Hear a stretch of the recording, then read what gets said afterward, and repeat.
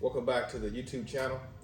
Thanks for watching this video. I appreciate you coming back. If you have not coming back to watch a video and just watching it for the first time, please go ahead and subscribe so you can see more videos about truck and other projects that I do.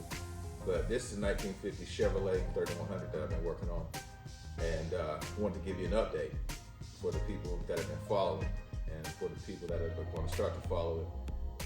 I should post more videos. Haven't been posting a whole lot of videos here lately, but I'll get back on it because we're wrapping it up. Turns out I'm not going to paint the truck. That's a whole nother story. But we got new sheet metal on the bed, and I just wanted to bring you up to speed on the sheet metal on the bed. The two bed sides, the bed front, the cross seals, the rear main seal, and the front seal. You have a front seal, center seal, and the rear, and I'll go over that.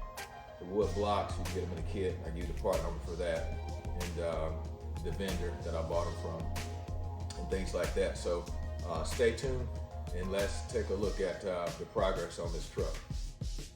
We'll start at the back of the truck with the tailgate. So it was easier to just buy the new sheet metal for this truck versus trying to repair it. That's what we did. So went ahead and bought new sheet metal. We have the exhaust put back. I put the reverse camera back, which is there in the center of this. Right here, if you can't see it, it's in this area right here. That's the reverse camera. And it has, you know, new hinges, and of course tail lights, and everything back here is new from the backside. And I'll attempt to give you all the part numbers for all these things. So if you want to know, if you want to order them for your truck, bringing you up through from the back, this is the rear. That's the main rear. I don't know if you want to call it a seal, but I'll get the correct terminology when I look it up. But it goes from one side of the bedside to the other, and it bolts up. Show you on this side. It bolts up here, and to this one. So this one is actually threaded to there, and so these three are not threaded. So you'll need nuts, and it'll just bolt to it. Actually, I have another seal that I didn't use, or another the rear main brace, or whatever you want to call it, that I could show you here in a second. But it goes in from one side of the bedside to the other side of the bedside. And just a note, if you're gonna get a complete bed and put it together, when you put this main one in the rear, that's the only thing that holds the bed sides. They can be not straight, so and square. So you want to either pull them in or push them out, and then tighten these three up on both sides to get it square, so the gate will open and close properly without binding up in there, and it'll just be square. Here's the rear cross seal that I mentioned before, and the correct term for it is rear bed cross seal.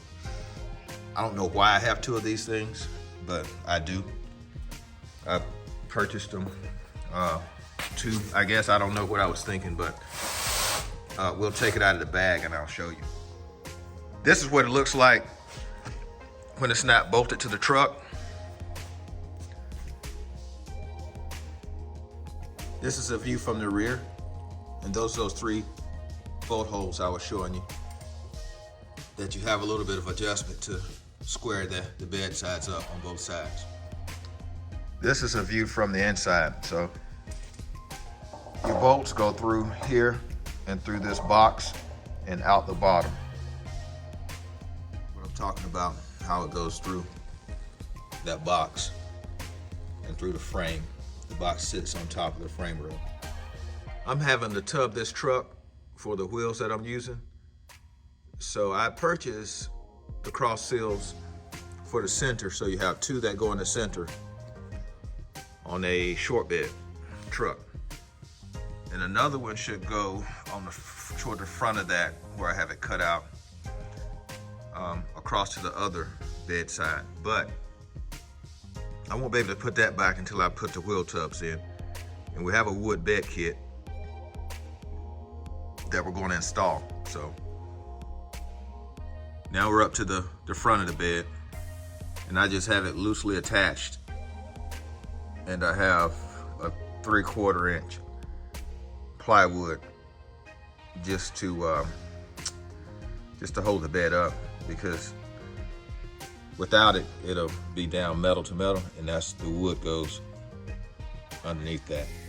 So once I install the wood bed kit, I'll do another video to update, and you have an idea how it goes back. And you can also see the wood blocks that go under here. And so the part number for those, as you can see here in the catalog, comes in the kit. It comes with rubber and wood blocks. You can make some steel blocks if you like, but I just went ahead and made the wood blocks. The washers are concentric offset. Like I mentioned before, I'm not going to paint the truck, but it's pretty much ready for the paint, whoever's going to paint it. They would need to seal up this here with some seam sealer. I would do it with factory seam sealer, but I usually put my seam sealer on right before I put my sealer on, before I paint them. It just gives it a cleaner look. So that's why I haven't put it on yet. But this is Valspar primer that I have on the truck. The cab corner, both cab corners were replaced on this truck. This is the driver's side cab corner.